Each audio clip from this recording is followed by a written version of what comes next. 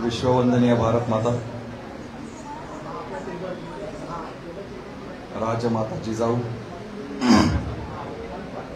आपल्या सर्वांचं कुलदैवत छत्रपती शिवराय, सीमेवर लढत असलेले आपले असंख्य बंधू, या सर्वांना आधी नमन करतो, ज्यांच्यामुळे आपण आज शांतपणे माय मराठीचा जागर करतो. महाराष्ट्र टाइम्सचे किती किती आभार मानावेत ते कमीच आहे की त्यांनी केवळ मराठी वृत्तपत्र म्हणून नव्हे तर त्या वृत्तपत्राची जबाबदारी म्हणून केवळ कुठल्या वल्गना न करता मराठी भाषेचा हा जो जागर चालवला आहे त्याचं नाव सुद्धा या उपक्रमाचं माय मराठी असं आहे. ही जी आपली आई आहे,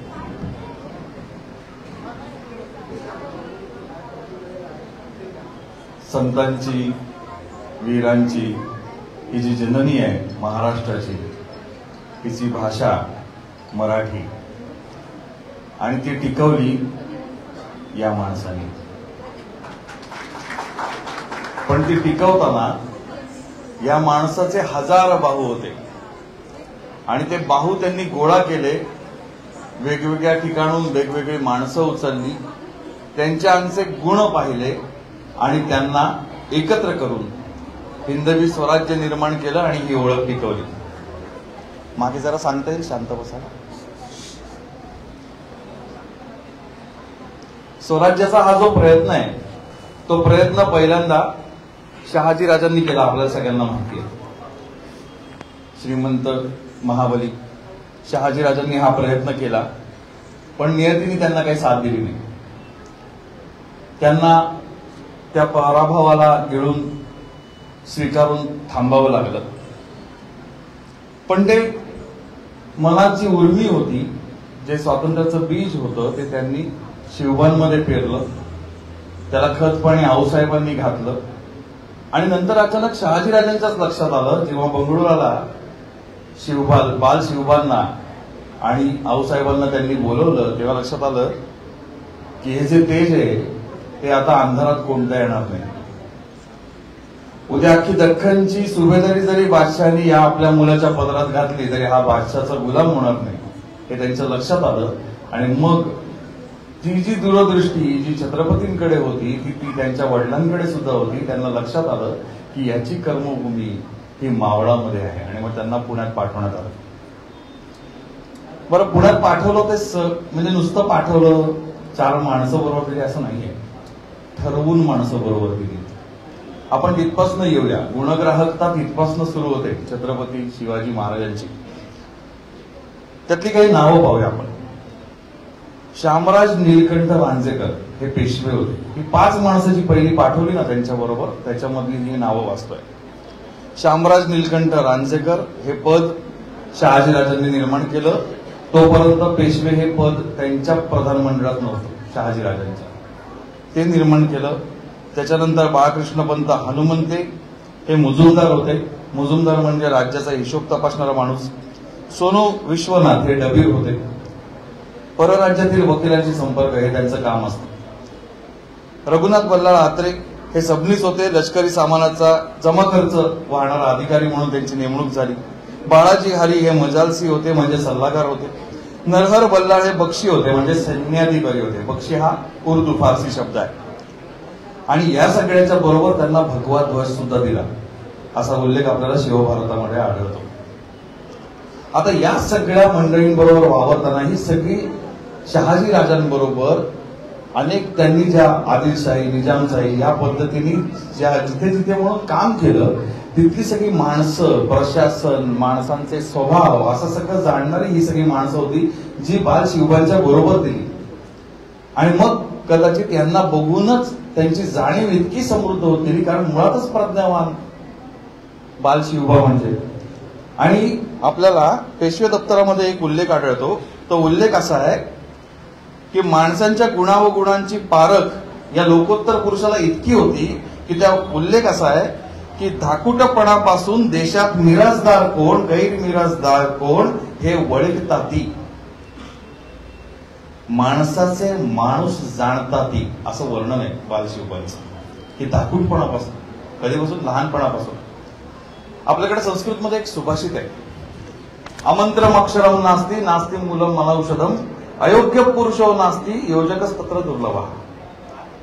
म्हणजे एक असं अक्षर अस्तित्वात नाही जगामध्ये की ज्याचा मंत्र होऊ शकत नाही. एक अशी मुळी नाही, वनस्पती नाही जिचं औषध होऊ शकत नाही. जगामध्ये एकही माणूस असा नाही ज्याच्या अंगी कुठलाही गुण नाही. फक्त हे सगळं ओळखून योग्य ठिकाणी योग्य कामी लावणारे योजकाची मात्र वानवा आहे. योजकस्तत्र दुर्लभा. आपल्या नशिबाने आपल्याकडे जगातला सर्वोत्तम योजक होता, तो म्हणजे छत्रपती शिवाजी महाराज. आणि ही जी योजना आहे ना, ती योजना ज्ञानेश्वर माऊली जसं म्हणते ना की ये हृदयीचे ते हृदयी घातले, अशा पद्धतीने झाली आहे. म्हणजे कुठलेही आमिष देऊन नाही की बाबा रे ये तुला पैसे देतो, बाबा रे ये तुला वतन देतो, बाबा रे ये तुला राज्य देतो, बाबा रे ये तुला जमीन देतो, अशी कुठलीही गोष्ट त्यांनी केली नाही. फक्त ये हृदयीचे ते हृदयी घातले. मला जे वाटतंय की आपल्या आया बहिणींना चांगलं वावरता यायला पाहिजे, स्वतंत्रपणे वावरता यायला पाहिजे, आपल्या शेतकऱ्यांना आपलं पीक आपल्या घरातच ठेवता यायला पाहिजे, त्याच्याच मुलांच्या तोंडामध्ये ते पीक गेलं पाहिजे. हे जे मला वाटतंय ना ते तुला पण वाटलं पाहिजे, ही सांगण्याची ताकद त्यांच्यामध्ये होती. आज आपण माया मराठीचा जागर करतोय, स्वाभाविकपणे साहित्य आलंच त्याच्यामध्ये. माझे सगळ्यात लाडके लेखक आहेत गोनी दांडेकर अर्थात आप्पा. आप्पांच्या शिवकालमध्ये खूप सुंदर या भावभावनांचा उहापोह केलाय. मला राहवत नाही म्हणून त्यातला एक प्रसंग हा अगदी प्रातिनिधिक प्रसंग आहे. अत्यंत साध्या दरोडेखोराला त्यांनी कसं बदललं असेल असा एक प्रातिनिधिक म्हणतो मी त्याला, काल्पनिक म्हणत नाही, कारण हे घडलंच असणार आहे असं मला वाटतंय. तो प्रसंग तुमच्या समोर वाचून दाखवतो. झालं काय की कोंढणपूरला राजे निघाले. कोंढणपूरची जत्रा होती, बालशिवबा होते, कोंढणपूरला गेले. सुभेदार चित्रपट पाहिला असेल तर कोंढणपूरची जत्रा तुम्हाला माहिती असेल. तर तिथे कोंढणपूरला जाता गेल्यानंतर देवीच्या दर्शनासाठी जी काही गर्दी झाली होती त्या गर्दीनंतर छबिना झाला. त्या छबिना संपल्यानंतर पालखी कुठे गेली तिथपासून आपण हे वर्णन वाचूया. पालखी पुन्हा देवळात पोचली. मानकरी राजांजवळ येऊन बोलले, दर्शनाला चालायचं का? राजांना पाहायला आलेल्या गर्दीवर जरा अंकुश चालवणं आता त्यांना शक्य झालं होतं. त्यांनी सगळ्या गर्दीला एके अंगात सारलं, राजांना वाट करून दिली. अवघ्या शिलेदारांना घेऊन राजे रावळात पोचले. तेला तुपाच्या कितीतरी दिवल्या तिथे तेवत होत्या. त्या प्रकाशात भरजरी पाटावर नेसलेली आदिमाया त्यांनी निरखली. शेजारीच एवढ्या वेळेपर्यंत पालखीतून मिरवलेला मुखवटा ठेवला होता. राजांनी मूर्ती पुढं आणि मुखवट्या पुढं मस्तक टेकलं आणि मागं सरून दोन्ही हात बांधून क्षणभर उभे राहिले.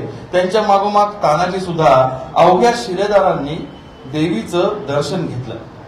तसेच देवीकडे पाठ न करता पाठमोरे राजे गाभाऱ्यातून बाहेर पडले. तो त्यांना काही गडबड ऐकू आली.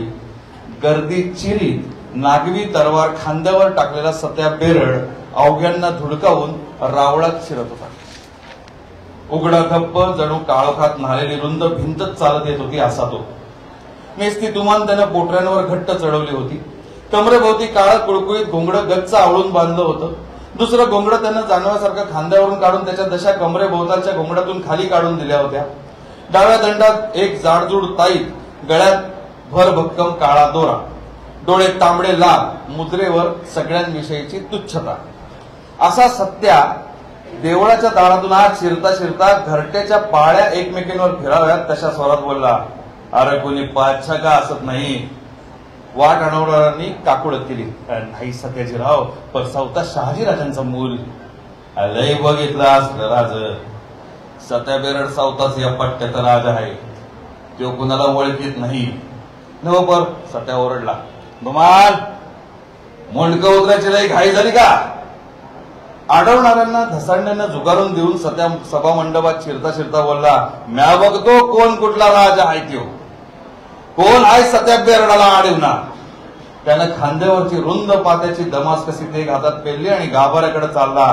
तेवढ्यात एक पाय उंबरठ्यावर आणि दुसरा खाली असे धाकले राजे म्हणजे बालशिवबा वळून उभे राहिलेले त्याला दिसले. दोन्ही हात दरवाजाच्या दोन बाजूस टेकलेले. बाहेर झडलेले सवाल जवाब त्यांनी ऐकले होते. ते तसेच उभे राहिले, स्थिर मुद्रेनं सत्याकडे पाहत. आतल्या शिलेदारांनी हा कालवा ऐकला तसे ते भरदिशी राजांच्या पाठीशी एकत्र झाले, तलवारींना हात घालत. तानाजी त्यांना मागे सारेत राजांच्या पाठीशी लपटून ताव खात बोलला, आपण बाजूला सला राज. राजांनी एकदाच तिरक्या नजरेनं मागे वळून पाहिलं आणि पुन्हा आपली स्थिर काळोख्या डोहासारखी नजर सत्याकडे रोखली. तो तलवार पुढे धरून 5-10 पावलं पुढे सरला, पण दोघांमधलं अंतर 4-5 हात उरताच थबकला. त्या नजरेतच अशी किमया होती. धुसफुसात जागच्या जागी उभा राहिला, राजांच्या नजरेशी नजर भिडवीत. सगळे अवाक होऊन आता पुढे काय होतं ते पाहू लागले. कुणाच्या मुखातून शब्द फुटेना, केवळ रावणातल्या खांबांना असलेल्या कोयंड्यातून अडकवलेल्या मशाली चकचक जळत होत्या. तोंडातल्या तोंडात सत्या पुटपुटला, चिखलातून बुडबुडे यावेत तसा. सर एका अंगाला. राजे अगदी तसेच उभे होते, पुतळ्यासारखे. सत्याच्या नजरेत खेळलेले आपले डोळे त्यांनी जरा देखील हलवले नाहीत. 5-7 क्षण असेच गेले. सत्याने एकदम नजर खाली वळवली आणि तो तिथल्या तिथं हल्ला. तलवारीची मूठ सैल झाली, टोक फरशीकडे वळलं आणि या क्षणी राजे आपल्या ठिकाणाहून पुढे झाले. संथ पावलं टाकीत सत्याजवळ पोहोचून त्यांनी किंचित हसत म्हणलं, मज शिवबा म्हणतात शहाजीराजे भोसलेंचा मूल, तुम्हाला काय म्हणतात नाही? सत्याला घाम फुटला. तो कसं बस बोलला, सत्या. अगदी जवळ पोचत राजांनी म्हटलं, माय भवानीवरच्या तुमच्या श्रद्धेचं आम्हास कौतिक वाटतं सत्याजीराव. दर्शनाला जाता? जा की. सत्या यानंतर काय पुटपुटला हे त्याचं त्याला कळलं नाही. मात्र तो बाजूला सरून उभा राहिला. राजांनी दोन्ही हातांनी त्याला गाभाराचा दरवाजा दाखवला. पाय घाशीत तो गाभाऱ्याकडे चालला, थबकला आणि राजांच्या पायी कोसळला.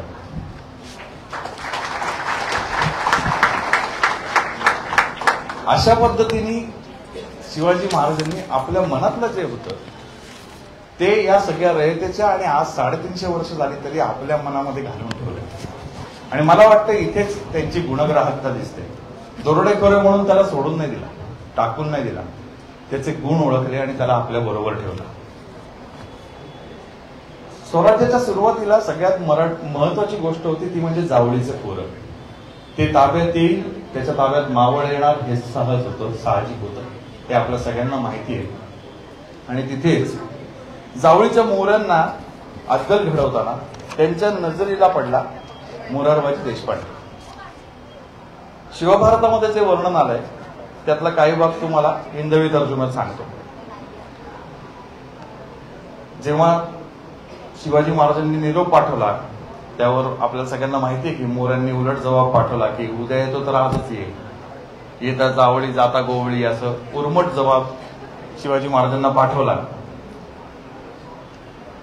जावळीच येणार तरी यावे, दारू बोली महजूद आहे, काही बेजबाबास खुदे घालून लिहिले ते कासियास लिहिले, तू असला पत्र मला कसं काय पाठवतो, असा उर्मट जबाब दिला. महाराजांनी हा जबाब ऐकला आणि आता त्यांचं डोकं फिरलं, त्यांची आग उसळली. शिरजोर हरामखोरांचे समझोते घालणं महाराजांच्या तब्येतीस नामंजूर होतं. अशा प्रत्येक मूर्खाला शहाणं कळत बसणं हाही मूर्खपणाच. आता बघा गुणग्राहकतेत हे पण येतं की कोणाबरोबर डोकं लावत बसायचं आहे आणि कोणाबरोबर वेळ वाया घालवायचा हे त्यांना उत्तम कळत होतं, म्हणूनच जाणतं राजा.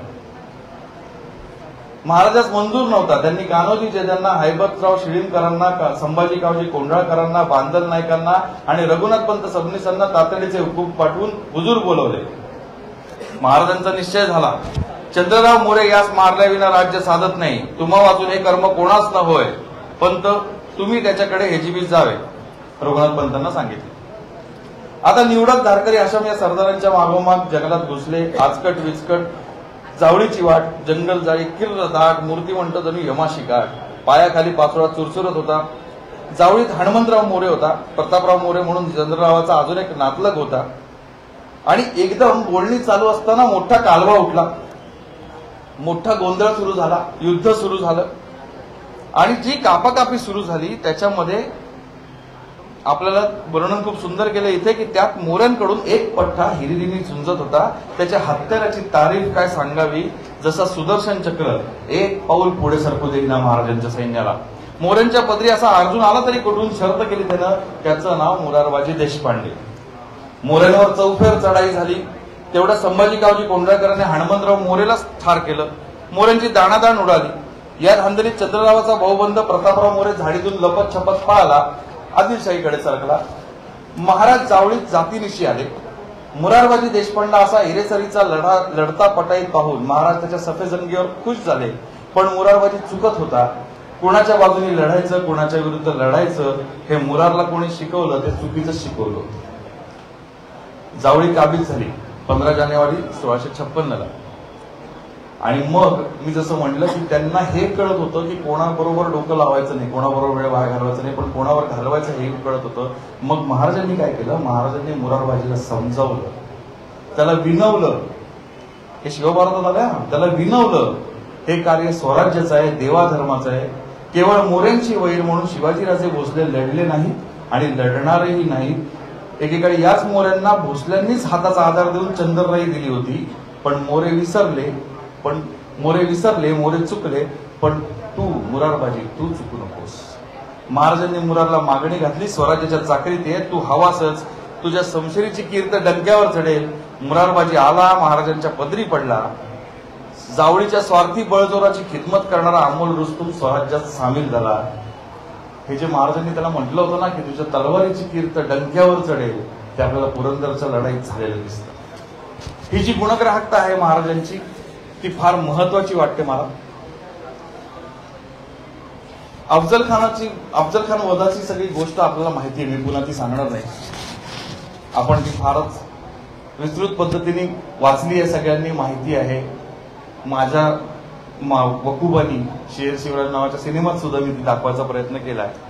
पण त्याच्या पुढची गोष्ट मला सांगावीशी वाटते की जखमनाम्याचा दरबार भरला. त्याच्यानंतर जखमनाम्याचा दरबार म्हणजे युद्धामध्ये ज्यांनी ज्यांनी कर्तृत्व केलंय, पराक्रम केलाय, जखमा झेलल्या आहेत, त्या सगळ्यांना आणि जे पळून गेले त्यांचा सगळ्यांचा निवाडा करणं म्हणजे जखमनाम्याचा दरबार. हा दरबार भरला तेव्हा पहिल्यांदा अज्ञानदासांनी पोवाडा गायलाय. पहिला पोवाडा जो आपल्याला सापडतो तो अज्ञानदासांनी गायला. त्याच्यामध्ये या संपूर्ण लढाईचं वर्णन आहे. मी तो आता पोवाडा काही म्हणत नाही, सांगत नाही, कारण इतकं सुंदर वादन गायन आता आपण ऐकलंय लोककलांचं. आणि याच पोवाड्यामध्ये पहिल्यांदा ती ओळ आली चिरप्रसिद्ध, जी आपल्याला सगळ्यांना आवडते, जे ते बांधलं शिवाजीला, अंगद हनुमान रघुनाथाला तैसे जे ते बांधलं शिवरायाला. दरबारात महाराजांनी कौतुक केलं. इकडे कान्होजींच्या आणि बांधलांच्या पोटातून गुदगुल्या उठल्या, कारण ही जी मंडळी आहेत ही पहिल्यांदा स्वराज्यात सामील झालेली मंडळी आहे. काय काय केले महाराजांनी ते मी जाणीवपूर्वक सांगायचा प्रयत्न करतो. हा पोवाडा संपला की महाराजांनी 1 शेर सोन्याचा तोडा अज्ञानदासाच्या हातात घातलाय, त्याला एक जातवान घोडा दिलाय आणि मग सगळ्या शूरवीरांची पूजा सुरू केली. कोणाला कडी तोडे दिलेत, कोणाला मोत्याचे चौकडे दिलेत, शिरपाव दिलेत, कंठे दिलेत, बाजूबंद, कलग्या, तुरे, घोडे, हत्ती, पालख्या, बघा काय काय दिले. हे सगळं रिवॉर्ड आहे युद्धामध्ये त्यांनी केलेलं पराक्रमाचं. आणि मग कसा आहे तो राजा, तो दिसतो आपल्याला तो राजा मायेचा आहे. अशी माया ना आईच करते फक्त, की जिंकलास ना हे घे, माझं सर्वस्व देऊन टाकतो. लढाईत जे ठार झालेत, जे जन्माचे पंगू झालेत, त्यांच्या घरी भरघोस देणग्या त्यांनी रवाना केल्या त्या जखम दरबारात. त्यांना आडशेऱ्या दिल्या, आडशेऱ्या म्हणजे पेन्शन, ते दिले. विधवा झालेल्या माय बहिणींकरता लुगड्या चोळींची वर्षासनं लावून दिलेली आहे. म्हणजे वर्षभर त्यांचा उदरनिर्वाह कसा चालेल त्या तळहायात असेपर्यंत ते सगळं त्यांनी त्या जखमनाम्यात जाहीर केलंय. आणि त्या सगळ्या युद्धामध्ये ज्यांनी सगळ्यात मोठं कामगिरी केली होती पंताजी गोपीनाथ, त्यांना 7,000 होन दिलेत. 7,000 होन सोन्याचे. शेला पांघरलाय, कारण त्यांची कामगिरी तितकी मोठी होती. याच्याशिवाय कान्होजी, मोरोपंत, तानाजी, केसाजी, जीवा महाला, संभाजी कावजी, या सगळ्या सौगड्यांना काय काय नाही दिले याची यादी ना खरंच बघण्यासारखी. आता मी ते सांगून वेळ नाही. ते सोन्या चांदीत मोजलं ना खरं तर ते त्याचं महत्व संपून जाईल. कारण एका ठिकाणी बाबासाहेबांनी खूप सुंदर म्हणलंय की महाराजांनी स्वतःलाच त्यांना देऊन टाकलं होतं.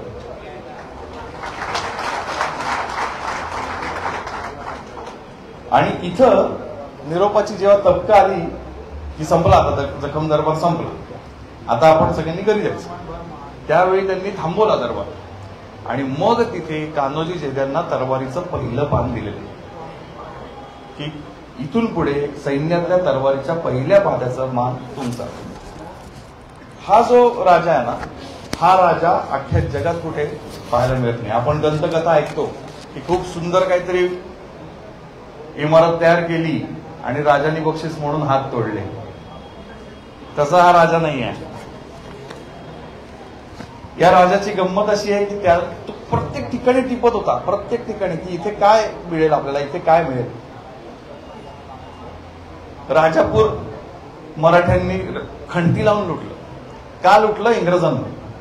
पन्हाळ्याच्या युद्धामध्ये, पन्हाळ्याच्या वेढ्यामध्ये इंग्रजांनी तोफा दिल्या सिद्धी जोहरला की या तोफा मारा करतील आणि छत्रपती शिवाजी महाराज तुझ्या ताब्यात सापडतील. आणि त्याला कल्पनाच नव्हती त्या फिरंग्यांना, टोपीकरांना की बाबा रे, हा माणूस जो काही आपण समजतोय संपला आहे, तो तसा माणूस नाहीये, तो दैवी आहे, तो काही करू शकतो. आणि महाराजांनी ते नंतर सिद्ध केलं. ते त्या पन्हाळगडावरनं निसटले, बाजीप्रभूंचं उदात्त बलिदान झालं त्या सगळ्यामध्ये. आणि नंतर मात्र ते डोक्यात ठेवलं होतं महाराजांनी. मी मगाशी म्हणलं ना की सगळं लक्षात ठेवायचं. म्हणजे आता एक नवीनच मी एकदा एका ठिकाणी, आता मीम्सचा जमाना आहे, तुम्ही एका ठिकाणी कोट वाचला, I will forgive but don't forget. महाराजांच्या बाबतीत असं होतं की जर तुम्ही इतकं चुकलात माझ्या माणसांच्या बाबतीत तर मी क्षमा सुद्धा नाही करणार, विसरणार तर मुळीच नाही. आणि मग जेव्हा राजापुरामध्ये हल्ला झाला, मराठ्यांनी हल्ला केला, खंडती लावून काढलं. बरं, हे इंग्रज इतके लोचट की समोर आले की हा म्हणजे आम्ही तुम्हाला भेट द्यायला आलोय. महाराजांच्या डोक्यातच होतं. महाराजांनी काहीच सुनावली त्यांना तिथे खंडती लावून पुरुषभर खणलंय दोरोजीने सगळं. आणि तिथे त्यांना एक मौल्यवान वस्तू सापडली, ती म्हणजे बाळाजी आवजी चिटणीस. उत्तम हस्ताक्षर असलेला हा तरुण तिथे सापडला, जो पत्र लिहायचा, चिटणीसाचं काम करायचा नंतर स्वराज्यामध्ये. याची कथा इतकी विलक्षण आहे की तो गुलाम म्हणून विकला गेला आई सकट, आणि तो फिरत फिरत फिरत परत विकला गेला तिथे राजापुरातच. आणि तिथे राजापुरात तो विकला गेला. नेमका मराठ्यांची धाड पडली आणि तो सुटला. आणि सुटला आणि महाराजांच्या समोर आला. हस्ताक्षर उत्तम आहे या एका गोष्टीसाठी. बघा, एकीकडे स्वराज्याचा एवढा मोठा यज्ञ मांडलाय, रोज माणसं मरतायत, माणसं मारली जात आहेत, आणि तिथे हा निश्चयाचा महामेरू काय करतोय, अरे याचं अक्षर चांगलं आहे, किती बारीक लक्ष. म्हणून स्वराज्य घडतं आणि म्हणून 450 वर्ष 350 वर्ष एका माणसाची ओळख टिकते. आणि नुसती टिकत नाही, ती मनामनात रुजते. कारण इतकं बारीक लक्ष आहे तिकडं की काय चांगलं याच्यामध्ये, हे सगळं मला घ्यायचंय. मी मुद्दाम आज काही गोष्टी आणल्यात. लष्कराची आणि आर्मराची जी व्यवस्था आहे ना, ती मुद्दाम सांगायची मला, की कशा पद्धतीने त्यांनी याची व्यवस्था केली होती. कारण महत्वाचा भाग येतो की यामध्ये जास्तीत जास्त निवडून घेतलेली माणसं होती. पण याची शिस्त कशी होती ते मला सांगावंसं वाटतं. पायदळ आहे ना, पायदळाबद्दल बोलूया आपण. पायदळांच्या 10 लोकांवर एक नाईक असायचा, 5 नाईकांवर एक हवालदार असायचा, 3 हवालदारांवर एक जुमलेदार असायचा, आणि अशा 10 जुमलेदारांवर एक हजारी सरदार असायचा. मी मुद्दाम तपशिलात मग सांगतो, कारण फक्त मनोरंजन करणे आणि टाळ्या वसूल करणे हे काय माझं काम नाही. आजचं एरवी चित्रपटात मी करत होते. तर सैन्य आणि सेनाधिकारी हे नक्त पगारी असायचे. यांना पगार मिळायचा, कोणालाही सरंजाम आणि वतन मिळायचं नाही. पायदळावरच्या सर्वश्रेष्ठ अधिकाऱ्याला सरनौबत म्हणायचे. मोठ्यातली मोठी तुकडी 5000 फौजेची असायची. स्वतःचा हत्यार स्वतः वापरायला लागायचा ज्याला त्याला. बंदुकांसाठी दारुगोळा जर वापरायचा असेल तो मात्र सरकारातनं मिळायचा, म्हणजे शासनाकडनं, महाराजांच्या मिळायचा. साध्या सैनिकाला कमीत कमी 1 होल आणि 5000 सरदाराला 2500 होल पगार असायचा. लढाईत जो पराक्रम करेल त्याला, आपण मगाशी जसं बघितलं तसं, त्याला बक्षीस दिलं जायचं. पायदळावरचा सरनौबत म्हणजे सरसेनापती सुरुवातीच्या काळात येसाची कंक होते असं आपल्याला आढळतं. सैन्याच्या व्यवस्थेसाठी कारकून असायचे. माणसांची आणि साहित्याची गणती ते ठेवायचे. पहिला सरनौबत नूरखान बेग होता असा उल्लेख आपल्याला सापडतो. त्याच्यानंतर येसाची कंकांनी ती कमान सांभाळली होती. दुसरं कलम आहे पागा, म्हणजे घोडदळ. घोडदळात 2 बार, एक बारगीर, दुसरा शिलेदार. शिलेदार स्वतःची घोडी वापरायचा. बारगीराला सरकारी घोडी मिळायची. शिलेदारांना घोड्याच्या खर्चादाखल सरकारी तनखा मिळायचा. 25 स्वारांवर एक हवालदार असायचा, 5 हवालांचा एक जुमला, 10 जुमल्यांवर एक सुभा, 10 सुभ्यांवर एक पंचहजारी, 25 घोड्यांना एक पखालजी म्हणजे पाणी पाजणारा, आणि एक नालबंद असायचा म्हणजे त्याची जर नाल बिघडली घोड्याची तर ती ठोकून देणारा किंवा दुरुस्त करणारा माणूस असायचा. आता त्याच्यातले नियम बघूया काय. असं बरंच आपल्याला म्हणता येईल. कुल लष्करची वहिवाट अशी की लष्कर पावसाळ्यात आपल्या देशात परत यावं, मग आपल्या देशात म्हणजे आपल्या प्रांतामध्ये परत यावं. त्याला दाणा, रती, औषधं, घोड्याला आणि लोकांना जी घरं आहेत म्हणजे बागा आहेत किंवा घरं आहेत राहण्याच्या, ज्याला आपण क्वार्टर्स म्हणतो आता, ते सगळं शाकारून गवतानी ठेवलेली असावीत. दसरा झाला की लष्करांनी कूच करावं असं त्यांनी सांगितलंय. 8 महिने लष्करांनी परमुलखात पोट भरावं. खंडण्या घ्याव्या. सगळ्यात महत्वाच्या गोष्टी मी आता वाचतो. लष्करात बायको, भटकी, कलावंती नसावी.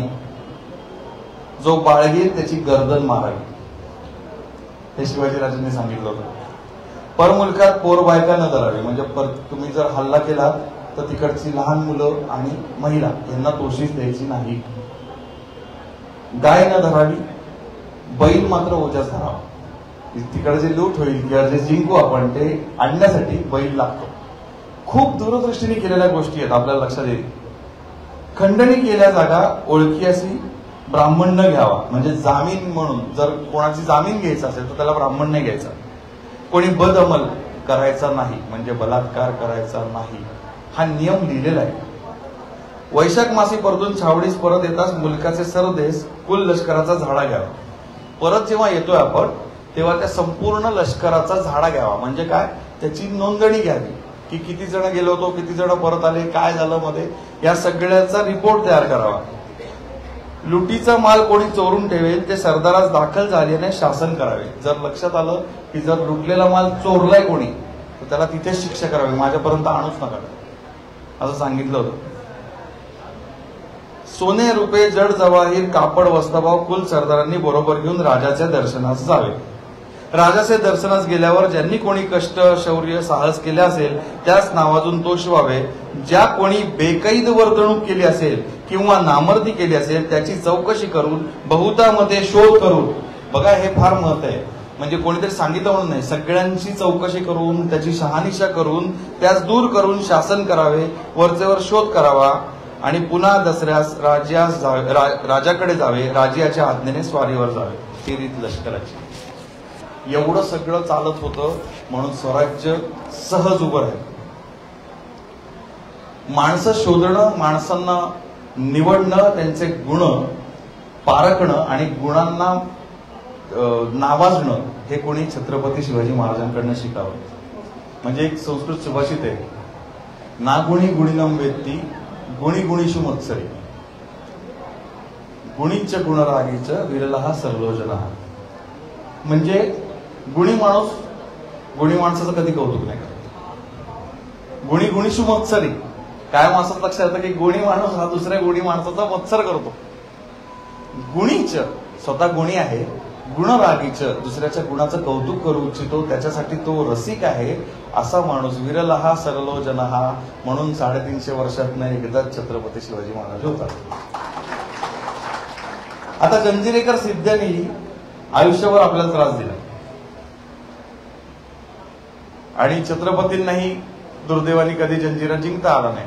त्याची अनेक कारणं लष्करी आहेत, आपण वेगळ्या विषयावरती बोलतोय. आणि मग महाराजांनी एक मोहीम उघडली की बास खूप झालं, आता आपण जिंकलं पाहिजे. जंजिराच्या तावडीतनं, सिद्ध्यांच्या तावडीतनं किनारपट्टी मोकळी केली पाहिजे, तिथल्या आपल्या माणसांना मोकळा श्वास दिला पाहिजे. म्हणून त्यांनी एक मोठी मोहीम उघडली आणि मोरोपंतांच्या ताब्यात दिली. आणि त्यांच्याबरोबर लाय पाटील नावाचा तिथला एक कोळी सरदार तो दिला, ज्याला गलबतांची, घोड्यांची माहिती होती. आणि ती मोहीम ठरल्याप्रमाणे असं झालं की रात्री त्या जंजिऱ्याला शिड्या लावायच्या. जंजिऱ्याला शिड्या लावायच्या म्हणजे काय माडी आहे का ती? समुद्राच्या मध्यभागामध्ये होड्या उभ्या करायच्या, होड्यांमध्ये शिड्या लावायच्या आणि त्या तटबंदीला टिकवून ठेवायच्या. बरोबरती गस्त पारे चालू असतील. सुदैव असं त्यावेळेस की वादळ सुरू झालं. हे सुदैव मी वेगळ्या कारणासाठी म्हणतोय, कारण त्यामुळं काय झालं की सिद्धी सगळे दडून बसले आतमध्ये. आणि त्या भर वादळात तुम्ही विचार करा, समुद्रामध्ये भर वादळात लाय पाटील होड्यांमध्ये शिड्या ठेवून त्या तटाला लावून उभा होता. काय निष्ठा आहे, केवढी निष्ठा आहे. भीती नाही मरणाची. काय करेल, समुद्र गिळेल ना आम्हाला, कोणासाठी गिळेल? शिवाजी महाराजांच्या नावासाठी गिळेल. आमचं नाव नंतर मग टिकून राहील कायम. ह्या विचारांनी तो उभा होता. इकडे मोरोपंतांना वाटलं एवढं मोठं वादळ आले, कोण जाणार तिकडे, ठरल्याप्रमाणे, आणि शिड्या नसतील लावल्या तर नुसतंच जाऊन परत यायला लागेल, आणि त्यात काही दगाफटका झाला तर. आणि झालं, मोरोपंत गेले नाहीत. रात्रभर बिचारा त्या अनेक फोडक्यांमध्ये शिड्या उभ्या करून तिकडे उभा राहिला. फटफटायला लागलं, दिवस उजाडायला लागला. तसा बिचाराला वाटलं आता परत जायला लागेल, कारण वरनं आता ते बघतील सिद्धी आणि मग मात्र कापून काढतील आपल्याला. आणि तो परत आला.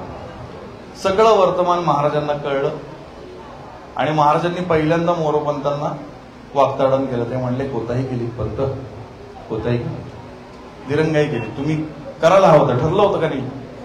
आणि हे आपलं बघायला मिळतं, ज्या मिलिटरी ऍक्शन आहेत ज्याच्यामध्ये असं ठरवतात की अमुक एका सेकंदाला अमुक अमुक आर्स असं ते म्हणतात, त्या आर्सला तुम्ही तिथे पोहोचायचं, नो मॅटर व्हॉट. हे ठरलंय तर ठरलंय. मग ते होईल का, मग जाईल का? महाराजांच्या सगळ्या मोहिमा यशस्वी झाल्या त्याचं कारण ते जे ठरलंय ते ठरलंय या विषयावरती. आणि माणसांवर विश्वास ठेवून, कारण गुणग्राहक म्हणून त्यांनी तशी माणसं निवडलेली होती की जे ठरलंय ते करतीलच. आणि असं न केल्यामुळे हातचा जंजिरा गेला. महाराज फार खिन्न झाले. पण त्याच वेळी फक्त ते खिन्न नाही झाले, त्यांनी फक्त नाराजी जाहीर नाही केली. लाय पाटलाचा खूप मोठा कौतुक समारंभ केला. त्यांनी त्याला पालखी दिली. बरं, तो पठ्ठा शिवरायांचा, तो असं म्हणला की मला पालखी कशी काय मी घेऊ, कारण काम तर पूर्ण नाही झालं. बघा निवडलेली माणसं कशी होती. आज आपण जेव्हा काम करतो तेव्हा काम जेवढं होईल, ज्याला आपण काय म्हणतो आर्ली बेसिसवरती काम करतो, प्रोरेटा बेसिस, एवढं नाही, एवढं तर झालं ना काम, तेवढ्याचे त्यांना पैसे माग, असं म्हणण्याच्या काळामध्ये आपण हे फार लक्षात घ्यायला पाहिजे की आपण लाय पाटलाकडे पाहिलं पाहिजे. त्यावेळी की लाय पाटलांनी काय केलं, तो म्हणलं मी काम नाही पूर्ण करू शकलो, जंजिरा नाही आला, मला नको पालखी.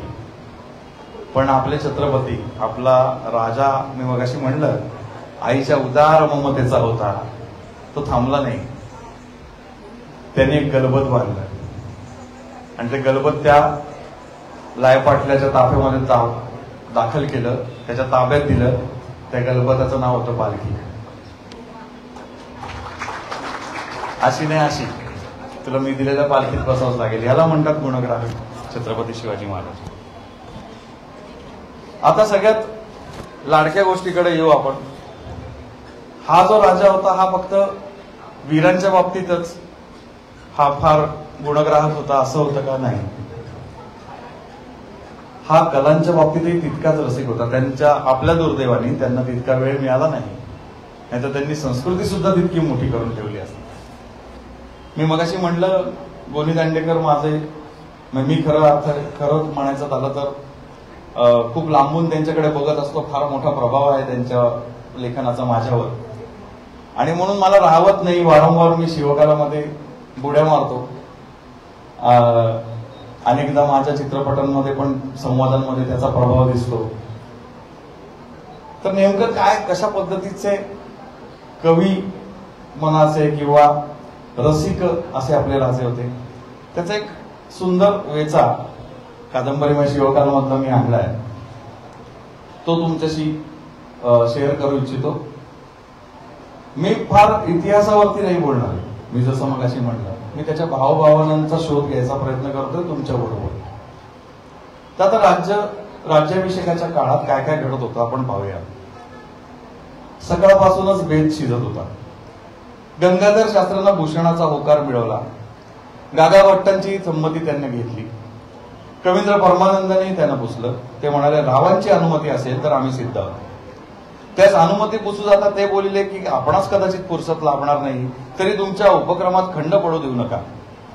अहो हे पहा, शाहीर अज्ञानदास आले आहेत, कोठे उतरले ते तलाश करा, त्यांचे पोवाडे झाले पाहिजे. आमचे काव्य पंडितांना रुचेल, पण त्यांचे पोवाडे बहुजनांना आकृष्ट करतील. उपक्रम कराल कुठे? 1000 माणूस बसून निवांत ऐकेल असा बखळ जागा ठरवावा. होळीचा माळ, हा तो जागा बहुत गुमटा. खबर हा म्हणता गडबड पसरली आणि रात्री होळीचा माळ गच्च भरला. मधोमध थोडकी जागा पैस सोडली होती, तिथं मशाली आणि टेंबे जळत होते. खास परवानगीनं हेनरी ऑक्झेंडन, नारायण शेणवी आणि त्याच्या परिवारातले 7-8 जण हजर होते. आता मी जसं मगाशी म्हटलं की माणसं ओळखणं फार आपण शिकलं पाहिजे. हेनरी ऑक्झेंडनला भवानी टोकावरती ठेवलं होतं. तुम्ही जर रायगडावर कधी गेला तर तुमच्या लक्षात येईल किती लांब त्याला चालावं लागत असेल होळीच्या माळावर यायला. तर तो तिथे पोहोचला. कवी मंडळ जमेपर्यंत कोणी कोणी काय काय केलं. एकानं नाथांचा भारुड गाऊन मजा आणला. चांगल्या तोराड विषय आणलेला एक बाप्या डोक्यावरनं उपरण्याचा पदर घेऊन आणि हातीची काठी उभारून दुसऱ्याच्या पाठी लागला. 2 पावकांनी म्हणजे सैनिकांनी सोंग काढली. तागाचे केस, तागाच्या दाढी मिशा, डोळ्यांवर शिप्त. दोघं मग मधल्या रिंगणात उतरले. एक म्हणाला, हॅलो, हॅट गॅट मॅट. दुसरा त्याला उत्तर देत म्हणाला, no no, fat is cat fat rat. Henry तोंड झाकून हसू लागला. या दोघांनी असं बहुत बडबडून घेतलं. कोलांट्या उड्या मारल्या. डोळ्याची शिप्तर हाती घेऊन एकमेकांपुढे वाकले. मग अवघ्यांना वाकून सलाम केले. हसता हसता अवघ्यांच्या मुरकुंड्या वळल्या. डोळ्यांवरची पागोटी पडली. असं कुणी कसलं सोंग आणलं. तोवर कवी मंडळ येऊन थडकलं. गर्दी एका अंगात सरली आणि या थोरांना वाट करून दिली. कवींद्र परमानंद, भूषण, गागाभट्ट, वारे शास्त्री असे खासे आले आणि मध्यभागी अंतरलेल्या बसकरावर बसले. गलगा शांत झाल्यावर कवींद्र उठून उभे राहिले आणि बोलले, महाराष्ट्र मंडळ भूषण भूत सभ्य हो. रायगडी या महोत्सवानिमित्त थोर कवी आणि विद्वान एकत्र झाले आहेत. तेणेप्रमाणे शाहीरही आले आहेत. कारभारांचा मानस असा की आम्हा सर्वांस त्यांच्या काव्य रचनेचा, विद्वत्तेचा, शायरीचा आणि पवाड्यांचा आनंद उपभोगता यावा. आम्ही सर्व तदर्थ एकत्र झालो आहोत. तरी आम्हा सर्वांची श्रवण संपुटे या महाभागांनी आपापल्या काव्यरचना ऐकून तृप्त आणि तृप्त करावीत याची प्रार्थना मी आपणा सर्वांतर्फे करतो. जमावातून संमती सूचक ध्वनी उठला. कवींद्र पुढे बोलले, आम्हामध्ये तेजो भास्कर, अपर बृहस्पती, वेदो नारायण, सकल शास्त्र पारावार प्रवीण, थोर गागाभट्ट उपस्थित आहेत. त्यांनी शुभाशीर्वादे प्रारंभ करावा अशी सभेची विनवणी आहे. गागाभट्ट उभे राहिले. सभेस नमस्कार करून बोलले, सजयती सिंदूर वदनो देवो यत्पाद पंकज स्मरणम वासर मणिरिव तमसाम राशीन नाशयती विघ्नानाम. रायगिरी स्थित सज्जन वृंद हो, आम्ही काही कवी नाही. कविराज भूषण येथे उपस्थित आहेत. जे अलौकिक ते कवीची दृष्टी वेधून घेते. भूषण त्या जातीचे आहेत. त्यांनी कवित्व म्हणावं. एवढ्यात कोणीतरी म्हटलं, अज्ञानदास शाहीर आला. गर्दी चिरीत आपल्या साथीदारांसह अज्ञानदास येऊन हजर झाला. सर्वांना रामराम दारीत खाली बसणार तोवर भूषण उठला. अज्ञानदासाचा हा स्नेहानं दावीत म्हणाला, देखिए बांधवगण, बहुत सुनत है शायर महाराज की कीरत. भाषा समझ न पाए किंतु आप सभी के मुखमंडल शायर जी की रचना सुनकर खिल उठेंगे. तिस पर से ही मैं को आपकी कविता का सौंदर्य समझ जाएगा. प्रार्थना यह है कि पहले आपकी रचना सुनाएं. सर्वांनी हे मानलं. तुणतुण बोलू लागलं. डफावर थाप कडकडली. शाहीर अवसान घेऊन उभा राहिला. त्याची रुंद छाती अभिमानानं गच्च झाली. त्यानं सर्वांस मुद्रा घातला आणि कानावर हात ठेवून आपल्या झारदार खणखणीत वाणीत पवाडा सुरू केला. भोसल्या सर्जा दलबंधन, भोसल्या सर्जा दलभंजन. तिथे किती कासे होते की त्यांनी माग खुद्द अज्ञानदासाच्या तोंडूनच हा पवाडा राजगडावर ऐकला होता. त्यांच्या अंगावर रोमावळी उभ्या टाकल्या. त्यांना अवघं आठवलं तेवढं ते कालच घडलं होतं. अफजलच्या स्वराज्यावर चालून येणं, राजांनी मोठ्या साक्षेपानं त्याची गाठ प्रतापगडाच्या पायथ्याशी घेणं, त्यासाठी उभारला शामियाना. तो पाहून अफजलना चिडणं, सगळी रोमहर्षक भेट. अज्ञानदास गात राहिला. तसा तो प्रसंगाचा पट त्यांच्या पुढे उलगडू लागला. सभा एकतान झाली. अवघे उठून तटस्थ झाले. अज्ञानदास मुजरा करून बसला आहे. कोणाच्या ध्यानी चालू नाही. भूषण इतका प्रसन्न झाला की त्यानं आपल्या मस्तकीचं शिरोभूषण अज्ञानदासाच्या मस्तकावर ठेवलं आणि त्याचं आपल्या मस्तकी घेतलं आणि म्हणाला, लो भाई, अब हम पगडबंद भाई वय. त्याची पाळी आली आणि सगळी सभा गरजायला लागली, भूषण भूषण भूषण.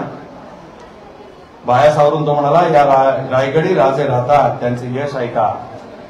ऐका शिवाजी राजांच्या प्रेमिकांनो, जृंभासुराला जसा इंद्र, समुद्रास जसा वडवानल, गर्विष्ठ रावणास जसा रघुपती, मेघास वायू, मदनास शंकर, सहस्रार्जुनास परशुराम, वृक्षावळीस दावानल, हरिणांच्या कळपास जसा वाघ, हत्तीस जसा वनराज, अंधकारास जसा प्रकाश, कंसास जसा श्रीकृष्ण, ऐका वीर हो ब्रेंचे कुळास तसा जणू हा शिवराज अपर सिंह आहे.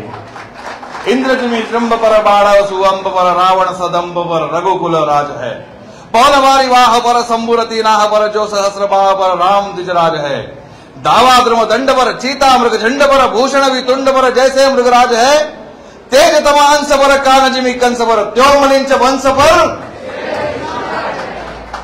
हे कवित्व बहुतांना कळलं. श्रोते गरजून उठले. त्यो मलिंच वंश पर शेर शिवराज है. मग मिशनवर ताव देऊन भूषण म्हणाला, बरं हे का ते म्हणतोय, कारण तो ब्रजभाषेत बोलत होता. त्या काळी मराठी माणसं हे सगळं ऐकत होती. माय मराठी कशी सामावून घेते ना, त्याचं उदाहरण आहे. ऐका मराठी हो, सर्पांच्या समूहावर कोण अधिकार गाजवतो? गरुड. हत्तींच्या कळपावर मृगेंद्र, पर्वतांच्या समूहावर पुरंदरेंद्र, पक्ष्यांच्या समूहावर कोण? बहिरी ससाणा. नवखंड पृथ्वीवरील अंधकारावर सूर्याचे किरण. अगदी तसाच वीर हो, अगदी तसाच पूर्वेपासून पश्चिमेपर्यंत, दक्षिणेपासून उत्तरेपर्यंत जिथे जिथे यावरी सत्ता आहे तिथे तिथे अधिकार कोण गाजवतो? दुसरा कोण? श्री राजा शिवाजी. गरुडो को दावा सदा नाग के समूह पर, दावा नाग चूह पर, सिंह सर ताज को. दावा पुर हुत को पहारन के कुल पर, पच्छिन के गोल पर, दावा सदा बाज को. भूषण अखंड नवखंड मही मंडल में तव पर, दावा रवि किरण समाज को. पूर्व पश्चात देश दक्षिण ते उत्तर लो, जहा पातशाही तहा दावा शिवराज को. आता कळायला हे कवित्व सोपं होतं. अर्थही भूषणानं चांगला समजावून सांगितला. हे कवित्व सगळ्या सभेनं डोक्यावर घेतलं. अवघे गरजू लागले. जहा पातशाही तहा दावा शिवराज को. आणि लांब एका कोपऱ्यात तोंडावर घुंगडं पांघरून शिवछत्रपती उभे होते. त्यांनी शेजारी कांबरुणाखाली तोंड झाकलेल्या मोरोपंतांचा हात दाबून हळूच म्हटलं, कैसे काव्य पंत बहुत सुबक. यास राजे कमी केले तर आपली निवड कल्पांती चुकणार नाही धनी. अशी भूषणाची राजकवी म्हणून व्याख्या झाली. गुणग्राहक छत्रपती शिवराज असे कलेमध्ये सुद्धा गुणग्राहक होते. राज्याभिषेकाकडे आपण वळतोय. सगळ्यांना माहिती आहे, खूप मोठा वर्ष चालू आहे. आता 350 वर्ष झाली राज्याभिषेकाला. हिंदूंच्या आता महोत्सवाला, की ज्या मातीने पुन्हा एकदा आपला राजा पाहिला. त्याच्याकडे वळण्यापूर्वी मी काय काय त्यांचं अष्टप्रधान मंडळ होतं हे शेअर करू इच्छितो तुम्हा सगळ्यांची. मी मुद्दाम शेअर वगैरे अशी भाषा वापरतो कारण माझे खूप तरुण मित्र आजूबाजूला बसते, ते हल्ली शेअर करतात. त्यामुळे मला त्यांच्याशी हे शेअर करायचं, त्यांचा मोठा भाऊ म्हणून किंवा त्यांचा जवळचा मित्र म्हणून, की अष्टप्रधान मंडळामध्ये कोण कोण होतं? तर पेशवा होता. म्हणजे काय? त्याला सर्वदर्शी प्रधान असतो असं म्हणतात. म्हणजे काय? तर सगळं काही जो राज्यकारभार आहे तो राजाच्या आधी त्याच्यापर्यंत पोहोचला पाहिजे, सर्वदर्शी असला पाहिजे तो, आणि मग सगळं जे महत्वाचं आहे ते राजापर्यंत गेलं पाहिजे. किंबहुना प्रत्येक गोष्ट राजापर्यंत गेली पाहिजे आणि मग त्याचा मोठा ताळमेळ साधून राज्य पूर्ण केलं पाहिजे. हे सगळ्यात मानाचं पद होतं. पंत अमात्य, याचं जुनं नाव होतं मुजुमदार. हे वित्तमंत्री आणि यांना प्रसंगी युद्ध सुद्धा करावं लागेल. पंत सचिव, याचं पहिलं नाव होतं सुरनीस. हा सुरनीस हा फारसी शब्द आहे.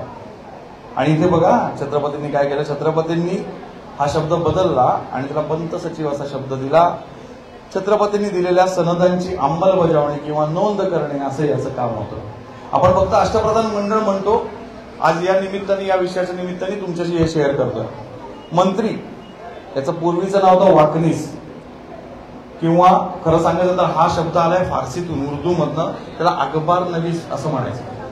अखबार नवीस म्हणजे काय? बातम्या बघणारा. आणि त्या बातम्या कुठल्या? गुप्तहेरांकडून येणाऱ्या ज्या बातम्या आहेत त्यांची शहानिशा, पडताळणी, त्याची दुप्पट पडताळणी म्हणजे दुय्यम पडताळणी, म्हणजे दुसऱ्या कोणाकडनं तरी ते पुन्हा एकदा पडताळून घ्यायचं.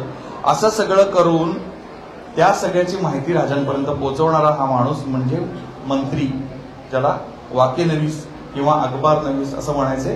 त्याला मंत्री असं शुद्ध संस्कृत मराठी नाव छत्रपतींनी दिलं. त्याच्या पुढे सेनापती आपल्याला माहिती आहे, त्याचे अनेक सर सेनापती वगैरे वगैरे वगैरे, त्याचे पोटभार ते सगळं आपल्याला माहिती आहे. सुमंत याचं पूर्वीचं नाव होतं डबीर. डबीर म्हणजे राजदूत, की आलेले सगळे वकील वगैरे जे असतील परराज्यातले, पर राज्यांचे, ते या सगळ्यांची बोलून चर्चा करून त्या सगळ्यांची डील करणं, ज्याला आजच्या काळात डिप्लोमसी म्हणतात, तर त्या प्रकारचं काम करणारा हा आहे सुमंत. आणि सगळ्या त्याच्या पुढचं मला खूप महत्वाचं वाटलं, दानाध्यक्ष. त्याला पंडितराव असं म्हटलं जायचं. आपल्याला बराचसा प्रश्न पडतो की यांचं काम काय असेल. तर यांचं काम होतं, कारण त्या काळामध्ये छत्रपतींनी जे राज्य चालवलं ते बऱ्यापैकी धर्माधिष्ठित होतं. म्हणजे मी नियमांच्या आधारे म्हणतोय, धर्म म्हणजे कर्तव्य या आधाराने म्हणतोय. तर त्या धर्मशास्त्रानुसार जे निवाडे केले जायचे, ते निवाडे, दानधर्म, प्रायश्चित्त याच्यासाठी हे स्वतः छत्रपतींनी निर्माण केलेलं पद आहे. कारण त्या सगळ्याचा उहापोह करून शास्त्राचा आधार घेऊन योग्य प्रकारच्या शिक्षा, प्रायश्चित्त किंवा निवाडे हे सगळे केले जावेत म्हणून. आणि सगळ्यात शेवटचं पद आहे न्यायाधीश. तर अशी सगळी ही माणसं ते निवडत असत. आपण बघितलं तर त्यांच्या आयुष्यात निवडच आहे. आपण कुठल्याही क्षेत्रामध्ये त्यांनी निवडलेली माणसं, म्हणजे जशी मोजकी उदाहरणं, कारण वेळ खूप झाला म्हणून ती मोजकी उदाहरणं तुमच्या समोर मांडली. मला असं वाटतं की याचा विचार करत राहायला पाहिजे. तरुण मुलांनी जे आपले इथे आता तरुण मित्र उपस्थित आहेत, आपले मित्र निवडताना आपले आई वडील आपल्याला सांगतात, अमुक एका बरोबर जाऊ नको बरं का, अमुक एकाची संगत सोड. कधी कधी ऐकलं पाहिजे ते, असं मला वाटतं. कारण ते गुणग्राहक असतात, त्यांना कळत असतं की अमुक एका बरोबर गेल्याने काय होणार आहे तुमचं. अशा सगळ्या गोष्टी. आणि पालकांनाही तेच उलट, की खरंच त्या आपल्याला असं वाटतं कधी कधी की अमुक एका मुलाबरोबर आपला मुलगा जातोय किंवा मुलगी जाते, तर काय, तर खरंच त्याच्यामध्ये काय गुण आहेत एकदा बघून घेतले पाहिजे, असं मला वाटतं. तर हे सगळं सांगत असताना गुणग्राहक छत्रपती शिवराय आपल्या मनामध्ये सतत असले पाहिजेत. आपल्या आयुष्याच्या प्रत्येक कोपऱ्यात, आपल्या आयुष्याच्या प्रत्येक वाटेवर, करिअरमध्ये ही गुणग्राहकता छत्रपतींची जर आली तर योग्य माणसं आपल्या बरोबर उभी राहतील. आणि कुठल्याही प्रकारचं यश हे माणसं आणून देतात, पैसे आणून देत नाहीत. हे मी शिकलो आहे. कारण मराठी चित्रपट, आता तुम्ही परत म्हणाल की मराठी चित्रपटाचं बजेट आणलंय ॲनिमध्ये, पण जे बजेट मला उपलब्ध झालं सुरुवातीपासून, फर्जंद करण्यापासून, त्या बजेटमध्ये मी हे चित्रपट सादर करू शकलो जे तुम्हाला आवडले, ज्यातनं मला छत्रपतींचे गुण सांगायचे होते. मी परत एकदा सांगतो, फार महत्वाची गोष्ट सांगते. मला फार मजा वाटते, आनंद वाटतो की माझा चित्रपट सगळेजण बघतात, पण सातत्याने VFX, अमुक तांत्रिक बाजू, मी त्याच्यासाठी चित्रपट करतच नाही. मी आता जे तुमच्याशी शेअर केलं हे व्यापक प्रमाणावर शेअर करण्याचा प्रयत्न करतो. तर ते आपण उचललं पाहिजे, गुणग्राहक असलं पाहिजे. माझ्या टीममध्ये सुदैवाने अशी माणसं आहेत, जसं अवधूत गांधी हा आमचा तुम्हाला सगळ्यांना आवडणारा गायक, ह्याची येळा देवा नका, शिवबा राज, मावळ जाग झालं. हा मुलगा हा आळंदीमध्ये ज्ञानेश्वर माऊलींच्या घरातला मुलगा. ज्ञानेश्वर माऊलींचं आजोळचं घर म्हणजे अवधूत गांधीचं घर. तिथे तो समाधीवर गात असताना मी त्याला ऐकलं आणि तो माझ्या बरोबर आला. त्याला या कामाचं महत्व पटलं. हे सगळ्या छत्रपतींची प्रेरणा आहे. मला असं वाटतं की अशा पद्धतीने तुमच्या करिअरमध्ये, तुमच्या घरामध्ये, तुमच्या आयुष्यामध्ये हा गुण आला तर फार फार फार सगळं चांगलं होईल असं मला वाटतं. आता राज्याभिषेकाचा वर्ष चालू आहे आणि हे वर्ष चालू असताना एवढ्या मोठ्या मठासारख्या मंचावरनं मी राज्याभिषेक शेअर करणार नाही असं होणार नाही. त्यामुळे आपणच्याच शिवकालचा जो शेवट आहे तो राज्याभिषेकाचा शेवट आपण अनुभवूया. मी मगाशी म्हटलं की हेनरी ऑक्झेंडरला तिकडं उभं केलं होतं, त्यांनी तिकडं ठेवलं होतं भवानी टोकावर, कारण शत्रू आपल्या जवळपास नाही असला पाहिजे. हे पण लक्षात आलं पाहिजे. त्याचा तो गुण पण आपल्याला हेरता आला पाहिजे की हा साप आहे, हा चावेल कुठेतरी, तर त्याला लांब ठेवला होता. आणि मग काय झालं तर आदल्या दिवशी सायंकाळी निराजी पंडितांकडनं सांगावा आला, उदयिक प्रातःकाळी सूर्योदयानंतर अर्धघटिकेस तुम्ही दोघांनी नजराणा घेऊन राजसभेत मुजऱ्यास यावे, तुम्हास नेण्यास हाशम येईल, असं हेनरी ऑक्झेंडरला सांगितलं. दोघच जण यायचे, तुम्हाला न्यायला माणूस येईल आमचा. हेनरी पोशाख करून तयार होता. डोईस त्याने भली थोरली हॅट घातली अंगरख्यावर जॅकेट, खाली इजार, कमरेस पट्टा, त्यावर चकचकीत पदक. नारायण शेणवी सुद्धा अंगरखा पागोटे लिहून हसमाची वाट बघत होता. योजल्या वेळी हाशम आला. त्याच्याबरोबर हे दोघे आणि 4 जण नजराण्याची ताटं घेऊन निघाले. हाशम जागेच उभा राहिला. काय झाले? तुम्हाबरोबर केवळ 2च माणसे आणण्याची आज्ञा आहे. हेनरीने विचार केला की वाद घालून काही साधणार नाही. दोघांना मागे ठेवून नारायण शेणव्याबरोबर तो हाशमा मागे चालू लागला. बालेकिल्ला आणि भोवताल माणसांनी केवळ फुलून गेला होता. नाना रंगांचे पोशाख घालेली माणसं, पूर्वाकाशी रंगारंगांचे मेघ आणि तळवटी तसाच माणसांचा मेळा. वाटेवरील प्रत्येक झाडाच्या तळून आणि घरामधून माणसं बालेकिल्ल्याकडे लोटत होती. नगरखान्यावरला चौघडा दुडूम दुडूम झडत होता. त्याचा नाद 4 दिशास पसरत होता. ती गर्दी कशी बशी चिरत हेनरी आणि त्याच्या बरोबरचे लोक बाजारपेठेत पोहोचले. दुकान क्वचित एखादं उघडं होतं. नवी कांबरुणं पांघरून अवघे बालेकिल्ल्याकडे निघाले होते. होळीच्या माळावर पोहोचतात तिथलं दृश्य पाहून हेनरी चकित झाला. एके अंगास पावकांची पथकं, त्यांच्या कमरेस तरवारी, पाठीवर ढाली, हाती बासंडे, कमरेस जामे, डोळ्यांवर कंगणीदार पागोटी, तंग सुरवारी. त्या ढालाईतां शेजारी पटेकऱ्यांची पथकं, कोवळ्या उन्हाची किरणं पडून त्यांच्या हातीचे पट्टे चकाकत असलेले. त्यांच्याजवळ विटेकऱ्यांची पथकं, एके अंगास बरकंदाज तोड्याच्या बंदुका पेलीत उभे. अवघ्या बंदुकांच्या नळ्या आकाशात उभावलेल्या. समोर घोडदळ ठाईस फुरफुरलेलं. टापांनी माती उधळवीत असलेले शेकडो घोडे, त्यावर बसलेले उमदे स्वार, हनुवट्या खालून उपरण्यांचे पदर नेऊन पागोट्यांभोवती गुंडाळलेले. असा अगणित सेना समूह हेनरीनं पाहिला. त्याच्या प्रत्येक पथकासमोर पथककारी, खांद्यावर नागवी तरवार घेऊन, कोणाच्या दंडात कडी, कोणाच्या पायात तोडे. एक पथककारी उघडा बंब, छातीवरचे घाव ऐटीत मिरवत असलेला. नगरखान्यासमोर 10 सांडणी 2 रांगा करून उभ्या. त्यावर 6 जण हाती टिपरे घेऊन स्वार संकेताची वाट पाहत उभे असलेले. त्यांच्या पलीकडे उत्तम शृंगारलेले 2 पांढरे आबलक घोडे. ऐन नगरखान्याच्या दाराशी दोन्ही बाजूला 2 हत्ती, त्यांची गंडस्थ रंगवलेली, गळ्यात चांदीच्या साखळ्या, सोन्याच्या घंटा, एकावर भरजरी झूल, तीवर अंबारी, दुसऱ्यावर बसलेल्या जवानाच्या हाती भगवा फरारा. एवढं थोरलं सैन्य, पण तिळा एवढी अव्यवस्था नाही. सगळे शिस्तीत उभे आहेत. आनंद उल्हासाने त्यांच्या मुद्रा उजळलेल्या खऱ्या, पण उल्हास ओतू जात नाही. हाशमानं नगरखान्यात घालून हेनरीच्या तुकडीला आत नेलं. एवढ्या उंचावर, एवढ्या दुर्गम स्थळी हे असलं प्रसन्न वैभव उपस्थित असेल अशी कल्पना सुद्धा त्यांनी केली नव्हती. सगळा परिसर माणसांनी तुडुंब भरला होता. निराजी पंडितांचा दुय्यम यांना सामोरा आला. त्याने यांना एका अंगाला उभं केलं. सगळं समजावून देऊ लागला. त्याचं कुतूहल पुरवू लागला. हे बघा, धनी आता येण्यात आहेत. 5-10 पळ्यात येतील. ते अलीकडे गंगाळ दिसतं ना, त्यात घटिका पात्र आहे. ते वरताच मुहूर्त वेळा उगवेल. हा मंडप मुद्दाम या प्रसंगासाठी उभारलाय. आंब्याची पानं आणि फुलं यांनी तो सजवायची पद्धत आहे आमच्याकडे. तो चौथरा आहे ना, तो कायमचा. त्यावर सिंहासन 32 मण सोनं खर्ची पडलंय त्यासाठी. त्यावर झळात आहे. ते सगळे खडे खरे आहेत बरं का. सिंहासनाभोवती ती मेघडंबरी आहे, ती लाकडी आहे. उजवी डावीकडे जागा दिसते, ती राजस्त्रियांसाठी. त्यांचं येणं जाणं सुरू झालंय. त्या दोघी चौघींनी हाती धरून आणल्या ना, त्या आमच्या जिजाऊस आहे. होय, थकल्या थोड्या. ते सिंहासनाभोवताली झाकलेली सोन्याची ताटे घेऊन उभे आहेत. ते अवघे राजसचिव, मोरोत्रंबक मुख्य प्रधान, रामचंद्र नीलकंठ अमात्य, ते रावजी पंडितराव, ते हंबीरराव मोहिते सरसेनापती, ते वाकनीस डबीर सचिव, निराजी पंडित न्यायाधीश. भोवताली तो ब्रह्मवृंदांचा मेळा. सिंहासनाच्या खालच्या जागी पटांगणात थेट इथवर उभेत ना, ते अवघे सरदार, शेट्टी, देशमुख, देशपांडे, वतनदार, पाटील, कुलकर्णी, बाकीचे अगणित आहेत. ते देशभरातून आलेले मराठे. हा हुशार, ते बघा, भालदार चोपदार विरुद्ध करत आलेत. त्यांच्या पाठोपाठ मस्तकी शाल गुंडाळलेले ते गागा भट्ट. आणि त्यांच्या मागे ते आम्हा सर्वांचे धनी स्वतः शिवाजीराजे. खांद्यावर धनुष्य, उजव्या हाती विष्णुमूर्ती, पाठीवर बाणांचा भाता. त्यांच्या मागोमाग पट्टराणी सोयराबाई साहेब आणि युवराज संभाजीराजे. अनिमिष नेत्रांनी हेनरी बघू लागला. राजे सिंहासनासमोर आले. शेजारी बसलेल्या आऊसाहेबास त्यांनी वाकून प्रणिपात केला. गागा भट्ट, बाळम भट्टांना वंदन केलं. घटिका पात्र बुडालं आणि तो धन्यतेचा क्षण येऊन उभा टाकला, ज्याची हा दगड धोंड्यांचा देश गेली अनेक शतकं वाट पाहत होता. मायबोली मराठी भाषा, मराठी आचार विचार, मराठी संस्कृती आणि महाराष्ट्र धर्म ही अवघी बापुडवाणे होऊन पापड्यांच्या दारवंट्यात उत्सुकतेच्या दिवल्या देऊन ज्याच्यासाठी ताटकळलेली होती, किती शामुखी जाहजी फाकविल्या, किती सुंदर हात होऊन मेल्या, त्या सर्वांचे पुण्यलोकी जाऊन पावलेले आसृप्त आत्मे असह्य यातना भोगीत ज्यासाठी आसुसले होते.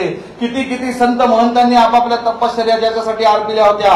कित्येक आईच्या पुतांनी आपापली तुच्छ शरीर ज्या एका मुहूर्ताच्या उगवण्यासाठी अनेकानेक स्वातंत्र्य योद्ध्यांची कबंद तळहाती शिरत घेऊन झुंजता झुंजता ज्यासाठी समरभूमीवर खर्ची पडली होती. रंजल्या गांजल्यांचे आक्रोश त्यांच्या दबलेल्या कंठातून न फुटता ज्याच्यासाठी इतकी वर्ष घुसमटले होते, ज्याच्यासाठी व्रत वैकल्य तीर्थाटन तपश्चर्या किंबहुना अवघ्या उत्सुकता ज्यासाठी ताणल्या गेल्या होत्या, अवघे सत्य संकल्प ज्यासाठी उच्चारले गेले होते, अवघी पुण्य ज्यासाठी समर्पित केली गेली होती, तो शुभ मुहूर्ताचा मुकटमणी, तो स्वातंत्र्य सूर्याचा उदयकाल, स्वर्गीच्या देवतांचा आणि यक्षगंधर्वांच्या साक्षीनं तो दैदिप्यमान क्षणार्थ उलटला आणि कृतज्ञतेच्या भारानं भारावलेली पावलं टाकीत तो मराठ्यांचा अतिशय आवडता राजा सिंहासनाजवळ पोहोचला. त्या क्षणी त्याच्या मनी लक्ष लक्ष वादळ उठली आणि भिजली. त्या सर्वांवर ताबा ठेवून त्या धीर गंभीरानं कृतज्ञतेच्या भारानं मस्तक पळवर लववलं. सगळ्या जीवलगांचं स्मरण केलं जे या पवित्र क्षणी उपस्थित नव्हते. त्या स्वातंत्र्य योद्ध्यांना वंदन केलं ज्यांच्या बलिदानामुळे ही अमृतवेळा स्वप्नातून प्रत्यक्षात अवतरली. आणि मग जिथून आवडता राजगड स्पष्ट दिसत होता त्या सिंहासनास पाय न लावता तो आरूढ झाला. गागा भट्टांनी वैदिक मंत्र म्हणायला सुरुवात केली. हातीचं रत्नजडित रेशमी छत्र त्यांनी राजाच्या मस्तकी धरलं आणि घनगंभीर स्वरात गरजले, क्षत्रिय कुलावतंस महाराज सिंहासनाधीश्वर राजा शिवछत्रपती की. दक्षिणी शिंग करणे तूर बंबाळ चौघडे यांचा एक गर्द घोष झाला. ठासून ठेवलेल्या तोफांचे बार झाले, बरकंदाजांच्या बंदुका सुटल्या, धरणीकंप व्हावा ती गत झाली आणि न कळत हेनरीचं मस्तक शिवछत्रपतींसमोर झुकलं. जय शिवराय.